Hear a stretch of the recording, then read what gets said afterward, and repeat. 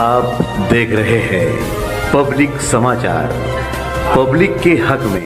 सूरत बदलनी चाहिए इस शहर में रहने वाले लोगों की, सूरत बदलनी चाहिए इस शहर के कारोबार की, सूरत बदलनी चाहिए इन बच्चे जो मालेगांव शहर में महंगी स्कूल की वजह से तालीम हासिल नहीं कर पाते। मैं बहुत ज्यादा तकरीर करने आप लोगों के सामने नहीं आई, मैं मेरी बातें रखने आपके पास आई, वो बातें जो मुझे लगता है कि शहर में तब्दीली होना जरूरी है। मालेगांव शहर 1999 के बाद से सियासत में खिदमत खल्क की बजाय जाती फायदा, रिश्वतखोरी, गुंडागर्दी, जात पात बिरादरी के नाम से बांटना, ये 1999 से मालेगांव शहर में होने लगा।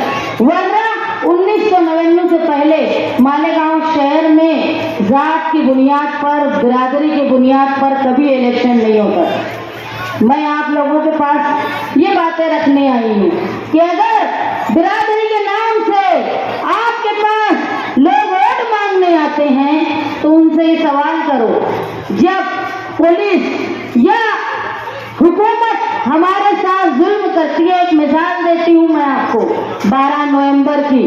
12 नवंबर में जब लोगों को फंसाया गया तो ये देख के नहीं फंसाया गया कि वो किस बिरादरी का है, ये देख के फंसाया गया कि वो अक़लियत का है। सबसे बड़ी बात यह है कि हमारा इत्तेहाद बहुत जरूरी है, वो इत्तेहाद जो हमको हमारी तरक्की की तरफ लेकर जाएगा। मैं हमेशा लोगों से बोलती हूँ कि मेरे वालिद कहा करते थे कि मुसलमानों का मजहबी तौर पे जमा होना, ताकत दिखाना ये ठीक है, लेकिन सियासी तौर पर अगर मुसलमान जमा होकर ताकत दिखाएगा, हम अक़लियत हैं, इसका फायदा जो है वो अक्सरियत उठाएगी, लोग वो मुत्तहिद होंगे और अक़लियत वाले हार जाएंगे। इसलिए अगर अक़लियत को तरक्की चाहिए तो उसको दस्तूर की बात करनी चाहिए। मैं आप लोगों के सामने आई हूँ अपनी बातें रखने के लिए। मैं मालेगांव शहर के जो हालात देख रही हूँ, 1999 में हमने चैंपियन चोरों को हराने के लिए मालेगांव शहर से गुंडागर्दी खत्म हो, मालेगांव शहर का नदी के इस पार और उस पार जो इम्तियाज होता था काम करने में, उसको खत्म करने के लिए हमने मुफ्ती इस्माइल साहब का साथ दिया। चंद सवालात के साथ, चंद मैनिफेस्टो के साथ, लेकिन उस पर किसी तरह का काम नहीं हुआ। काम नहीं हुआ वो तो एक बात है, लेकिन काम करने की कोशिश भी नहीं की उन्होंने। इस वजह से मैंने मालेगांव शहर की आवाम को बुनियादी जरूरतों को समझते हुए उम्मीदवारी करने का फैसला किया। जितने उम्मीदवार यहाँ खड़े हुए हैं मेरे सामने, मैं वाहिद एक खातून हूँ, मैं सबसे कम उम्र हूँ जो मुकाबले में उम्मीदवार हैं और सबसे ज्यादा तालीम याफ्ता हूँ। मुझे सियासी शऊर मेरे बाप से मिला। मालेगांव शहर की आवाम, आज आप देखते होंगे कि इक़्तिदार में रहने वाला जो एमएलए है वो कोई काम नहीं करते, लेकिन जो लोग इलेक्शन हार गए हैं वो गुंडागर्दी, नशे का ऐसा जाल मालेगांव शहर में फैल गया है। अगर हजार खोली वाले ये सोचते होंगे कि ये नशे का जाल शहर के किनारे फैला हुआ है, मैं उससे महफूज रहूंगा, तो ऐसा नहीं है। पूरा शहर इस जाल में फंस गया है। अगर तुम शहर के बाहर जाओगे, शहर के किनारे जाओगे, जो दरेगांव से हाईवे की तरफ जाते हैं जो लोग, उनके साथ हमेशा लूट मार का वाकया पेश आता है। रात को अगर औरतें घर के बाहर जाती हैं तो उनके साथ क्या होगा?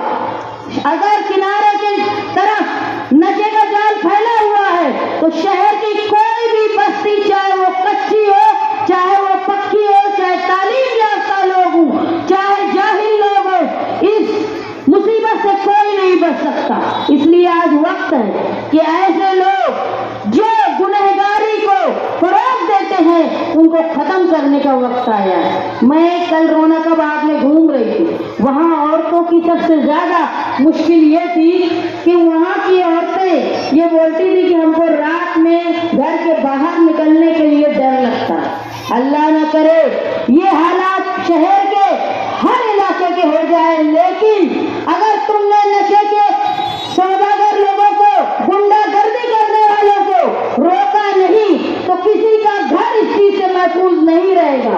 मालेगांव शहर में सिर्फ मालेगांव नहीं, हमको हमारी कौम को बचाने के लिए इस चीज को खत्म करना है। और मैं जानती हूँ कि जितने लोग यहाँ खड़े हैं वो सब जानते हैं कि मालेगांव शहर में गुंडागर्दी, नशे का कारोबार और इसको फरोग देने वाला या ये नशों के कारोबार करने वालों को बढ़ावा देने वाले लोग कौन, सब जानते हैं। यहाँ भले कोई आवाज से जवाब न दे, लेकिन सबको दिल में मालूम। आज अगर तुम घर में महफूज हो, ये वक्त जैसे जैसे आगे बढ़ेगा, तुम्हारी बेटी, तुम्हारी बहन घर के बाहर जाएगी तो वो हिफाजत से वापस आए, इज्जत से वापस आए, ये जिम्मेदारी आज तुम्हारे कंधों पे है। तुमको गलत काम करने वालों को सजा देना है। दूसरा, जो मालेगांव शहर के एमएलए आज थे, आज हैं, उन्होंने न गुंडागर्दी के खिलाफ कोई ताकत से मुकाबला कर पाए, ना उन्होंने नशे का कारोबार करने वालों को रोक पाया। वो सिर्फ बातें करते हैं, उनकी नीयत नहीं है काम करने की। मैं ये सारे गुंडागर्दी के माहौल में भी आज निहाल साहब की गैर मौजूदगी में, बुलंद इकबाल की गैर मौजूदगी में आप लोगों के सामने हिम्मत करके इलेक्शन लड़ रही हूँ। मैं जिस इलाके में रहती हूँ, मेरा बचपन, मेरी जवानी यही बस्तियों में गुजरी, सब मुझे जानते हैं। लेकिन आज मैं जहाँ रहती हूँ वहीं मेरे घर के सामने रिजवान सर रहते हैं, जिनके घर पर गोलीबार हुई थी। और वहीं हम लोग रहते हैं जहाँ इलाका इतना सूना है कि एक कोने से कोई आदमी पैदल जाए तो दूसरा गली खत्म होने तक उसकी आवाज हमको आती, लेकिन तब भी हम हिम्मत से रह रहे हैं, इसलिए कि हमको मालूम है जो जितना जालिम होता है वो उतना बुज़दिल होता है। वो कभी वैसे शख्स पर हमला नहीं करेगा जो पलट कर उस पर वार करे। हमारे पास वार है कानून। मैं मालेगांव शहर की आवाम से दरख्वास्त करती हूँ, अगर मैं औरत होकर, अकेली होकर इतनी हिम्मत कर रही हूँ आप लोगों के भरोसे, वो माँ बहनों के भरोसे जो घरों में बैठकर मेरी बातें सुन रही है, तो आप लोगों ने ये मान लेना चाहिए कि 10 साल मुफ्ती इस्माइल साहब का और 15 साल शेख रशीद के खानदान का इन्होंने मालेगांव शहर को क्या दिया और हमसे क्या क्या छीना। आज जो स्कूलें, प्राइमरी म्यूनिसिपल स्कूल हैं, वो आज खंडर बन गई है। मैंने कल ही कहा, ये खंडर का 2 काम करते हैं। एक, प्राइमरी जगह जो कारपोरेशन की जगह है, वो स्कूल को धीरे धीरे तोड़ के खंडर कर देते हैं और वहां पे या तो दुकानें बनाकर भाड़ा खाते हैं या तो नशे और जुए का अड्डा बना देते हैं।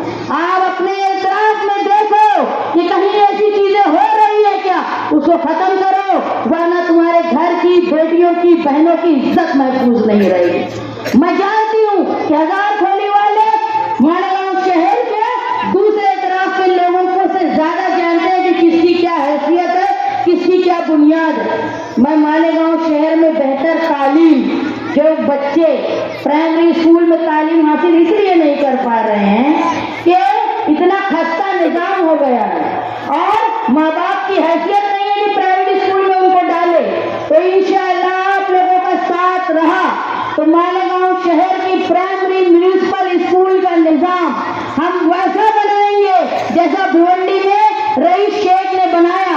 21 स्कूलों को उन्होंने अक्सर नौ तामीर किया और इतनी बेहतर तालीम वो वहां पर दे रहे हैं जितनी प्राइवेट स्कूलों में मिलती है। तो मैं आपसे ये वादा करती हूँ कि आपने अगर अपनी बहन को, अपनी बेटी को, अपनी साथी को इस मर्तबा नुमाइंदगी करने का मौका दिया तो मैं मालेगांव शहर की प्राइमरी स्कूलों का निजाम जो पहली से लेकर 7वीं तक है उसको पहली से लेकर 10वीं तक कर दूंगी और इतना बेहतर इंतजाम करूंगी कि गरीब का बच्चा भी सिर्फ फीस और डोनेशन के चक्कर में जो स्कूल नहीं जा पाता वो प्राइमरी स्कूल में अच्छी तालीम हासिल कर पाए।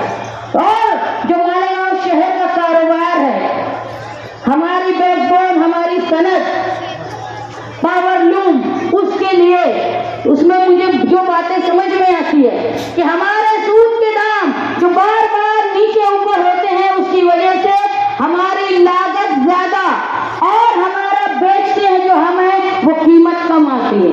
अगर हुकूमत से हम ऐसी पॉलिसी बना ले कि जहां सूद के दाम मुस्तहकम रहे कुछ दिनों तक, तो इंशाअल्लाह जहां हमारा नुकसान हो रहा है वहां हम फायदे में हमारे कपड़े बेचेंगे।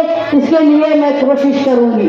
दूसरा, पावर की मुसीबत, जो पावर की मुसीबत हम लोगों के साथ है, पावर की मुसीबत, हमको ये भी नहीं मालूम है कि जो पावर का मीटर हमारे यहाँ बदल के लगा रहे हैं वो सही रीडिंग देता है कि नहीं। और हजार खोली वालों, तुमको तो ये भी मालूम है कि पावर कंपनी में किस सियासी लीडर के चमचे नौकरी कर रहे हैं, जो लोगों के घरों पे, दुकानों में, कारखानों में रेड डालते हैं और उसके बाद वो लीडर आता है चोरी करने के लिए और समझौता करवाता है। ये भी हजार खोली वालों को मालूम। तो पावर के जो दाम है वो इतने ज्यादा हैं कि हमको ये भी नहीं मालूम कि हम जो घर में पावर यूज कर रहे हैं उतनी ही पावर बिल सही आ रहा है कि नहीं। तो पावर मीटर का चेकिंग एक लैब के जरिए होकर ही हमारे घर में लगे।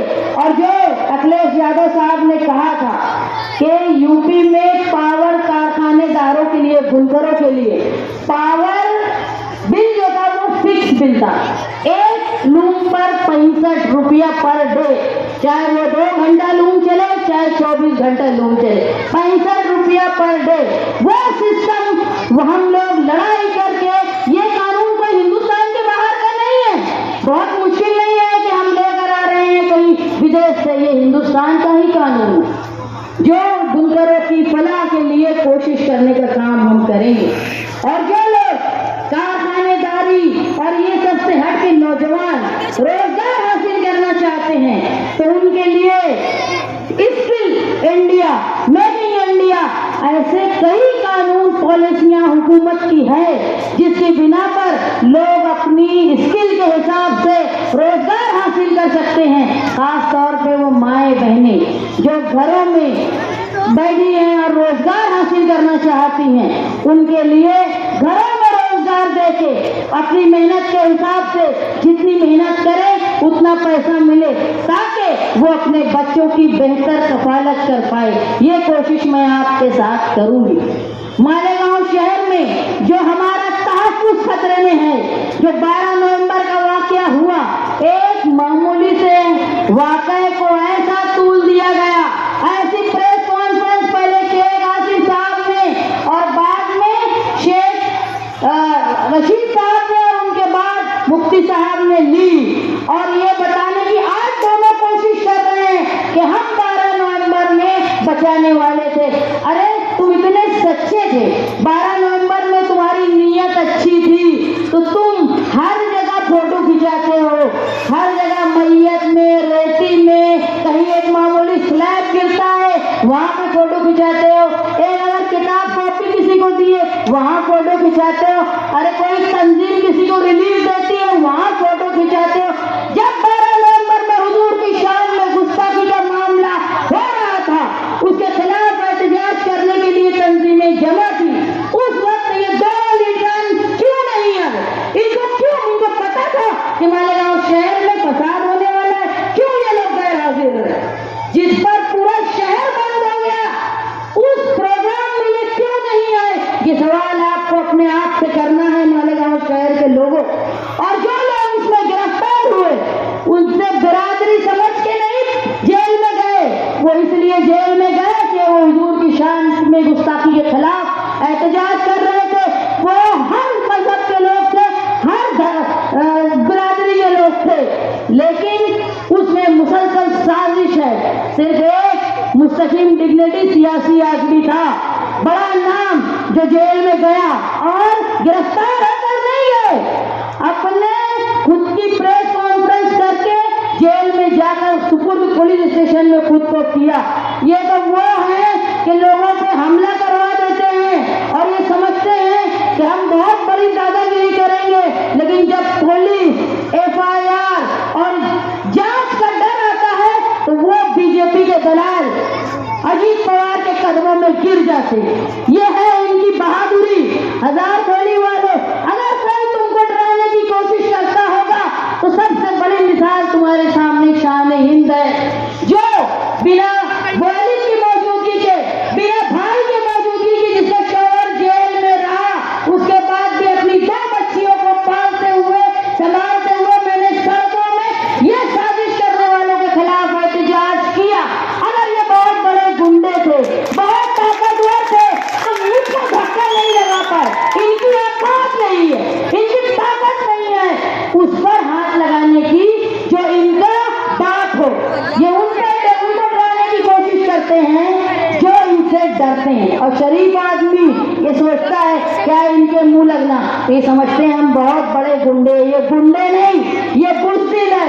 वो बाबरी मस्जिद को शहीद करने वाले, वो लोग आरएसएस के गुलाम जो एनआरसी की मुसीबत हमारे सर पर लाते हैं, वो लोग जो तरमीमी बिल, वक्फ तरमीमी बिल पास करना चाहते हैं, ऐसे लोगों की गुलामी करने वाले लोग। ये आवाम के मालेगांव शहर के आवाम के नहीं, ये पूरी कौम के गुनहगार है। यही मुफ्ती इस्माइल साहब, इन्होंने इकरार किया कि मैं शिंदे हुकूमत के साथ रहा।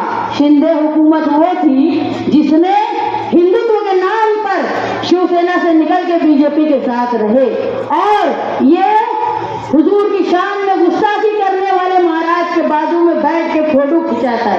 और इस शहर का आलिम ये बोलता है, एमएलए ये बोलता है कि मैं 2.5 साल इनके साथ रहा।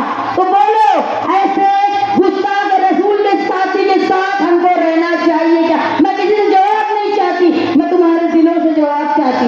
खुद अपने दिल में सोचो कि ये लोग जो बीजेपी की बी टीम है, इन लोगों को वोट देना मतलब राज्यसभा में बीजेपी के लोगों को पहुंचाना। वो लोग जो हमारे अक़लियत के खिलाफ बनाए गए कानून के लिए हमारे खिलाफ वोट देते हैं, और इससे मालेगांव शहर का नुकसान नहीं है, ये पूरे हिंदुस्तान की माइनॉरिटी का नुकसान है। मैं आप लोगों के सामने आवामी अदालत में ये लोग जब आए तो इनसे आप पूछो कि 10 साल मुफ्ती इस्माइल साहब आपने मालेगांव शहर में राज किया, जो 15 साल जिनके वालिद और वो राज कर लिए। सिर्फ इतना ही नहीं, कारपोरेशन में भी 5 साल राज किए मियाँ बीवी ने। इसके बावजूद मालेगांव शहर के हालात आप ये देखो, ये सड़कें मालेगांव शहर में कब्रिस्तान वाली रोड की पोजीशन ये है कि मैयत लाने वाले लोग डरते हैं कि संभाल के लेके जाओ कहीं जनाजा न गिर जाए। ऐसी मुसीबत मालेगांव शहर में आई, और शर्म की बात है कि यहाँ का एमएलए और मेयर दोनों मुसलमान होते हुए आज मरने के बाद भी जनाजा भी हिफाजत से पहुंचेगा कि नहीं, ये नौबत मालेगांव शहर पर आ गई है। मैं आप लोगों से वादा करती हूँ कि आपकी सेहत के लिए जो हॉस्पिटल मालेगांव शहर का मुफ्ती इस्माइल साहब की नाअहली और सौदेबाजी में उस तरफ चला गया, उसकी बेहतर महबूल बदल लाने की कोशिश करूंगी, और ये कोशिश करूंगी कि मालेगांव शहर की कोई हामला औरत ऑपरेशन के लिए ढूंढिया जाने की नौबत ना आए। मैं ये कोशिश करूंगी कि मालेगांव शहर में ऐसा सरकारी हॉस्पिटल बन जाए जहां गरीब मर्द, औरत, बच्चे अपना इलाज आसानी से कर ले, लोगों को, महल्ले वालों को चंदा जमा करने न जाना पड़े। मैं आपसे दरख्वास्त करती हूँ कि अगर मेरी बातें आप लोगों की समझ में आती हैं, अपने दिल से आप सवाल करो कि ये 10 साल में मुफ्ती इस्माइल ने इस शहर को क्या दिया, और अपने आप से सवाल करो कि 15 साल में शेख रशीद के खानदान ने, शेख आसिफ के खानदान ने हमको क्या दिया। तुम्हारा दिल, तुम्हारा ज़मीर तुमको जवाब देगा। मैं इस उम्मीद से आप लोगों के सामने खड़ी हूँ कि आप अच्छाई और बुराई के बीच में फैसला करेंगे। अच्छाई सिर्फ अच्छा बोल के कोई अच्छा नहीं होता। अच्छा वो होता है जो अच्छा काम करता हो। मैं अच्छा ऐसा कोई अच्छा नहीं होता। जो खुद को अच्छा बोलते हैं वो अगर तुम्हारे दरवाजे पे आते हैं तो उनसे पूछो कि तुमने तुम्हारा मजहबी चोला छोड़ के एक काम बताओ जिसकी वजह से तुम हमारी वोट के लायक हो। उनसे ये सवाल करो, जो लोग 15 साल मालेगांव शहर में सियासत किए, एमएलए रहे, जिनके वालिद, वालदा, मेयर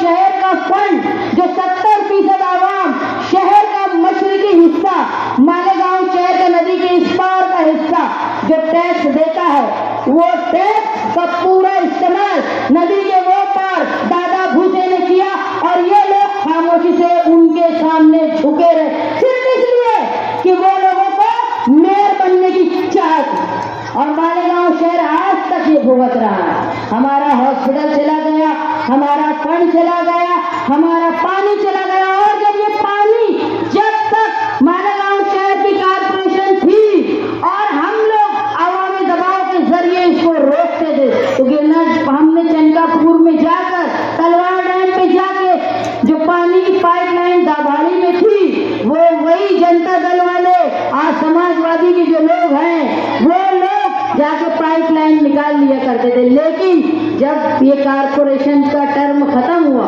और कलेक्टर के पास ये फैसला गया, तो उस मीटिंग में मुफ्ती इस्माइल गैर हाजिर रहे, वो भी दादा भूसे के मुर्गे बने रहे। आज मैं ये सारी बातें आपके सामने इसलिए कर रही हूँ कि मैंने अपनी जिंदगी की शुरुआत इसी गलियों से की है। अगर मैं पहली बार इतने बड़े इलेक्शन में लड़ रही हूँ, तो मैं चाहती हूँ कि जिनके सामने मैंने अपना बचपन गुजारा है, बुलंद इकबाल ने जिनके सामने अपना जिंदगी की शुरुआत और खात्मा किया है, वो लोग मेरा साथ दें। मैं आपसे गुजारिश करती हूँ, आने वाली नस्लों के बेहतरी के लिए, आने वाले वक्त के लिए, हमारी कौम के लिए फिरका परस्तों का साथ देने वाले लोगों को इस शहर से खत्म करो। मैं खातून हूँ, मैं पढ़ी लिखी हूँ, मैं औरतों की तकलीफ, उनके मसाइल सुन भी सकती हूँ और समझ भी सकती हूँ। आप लोग मेरा साथ दें। मेरा निशान साइकिल है। मैं ये मानती हूँ कि आप लोग अपने जमीन की आवाज पर लबैक कहते हुए मेरे साथ देने का फैसला करेंगे।